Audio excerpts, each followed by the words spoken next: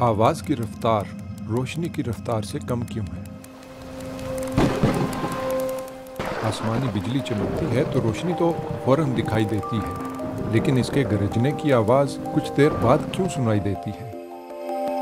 वैसे तो आइंस्टाइन हमें बता चुके हैं कि रोशनी से ज़्यादा तेज़ कुछ भी नहीं।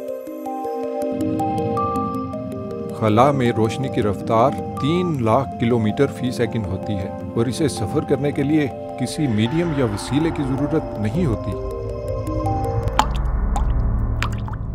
जैसे पानी की सतह पर कतरा गिरता है तो लहरें हर सिमत में सफ़र करती हैं। आवाज़ भी ऐसे ही सफ़र करती है। बुलंद मौसीकी स्पीकर की सतह पर वाइब्रेशन पैदा करती है। इस वाइब्रेशन से हवा के साकत मालिक्यूल भी हरकत में आ जाते हैं। यूं आवाज के मंबे से लहरें पैदा होती हैं।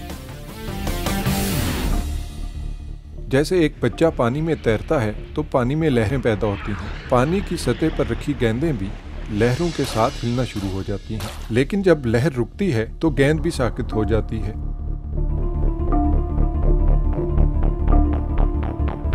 आवाज को भी सफर के लिए वसीला चाहिए।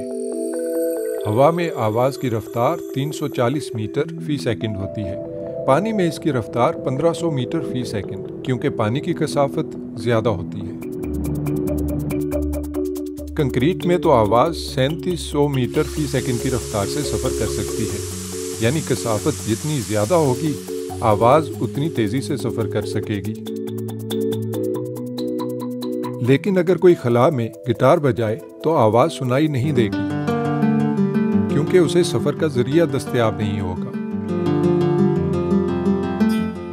सो रोशनी को जरिया नहीं चाहिए, आवाज इसकी मोहताज है, तो आवाज कभी भी रोशनी की रफ्तार से सफर नहीं कर पाएगी।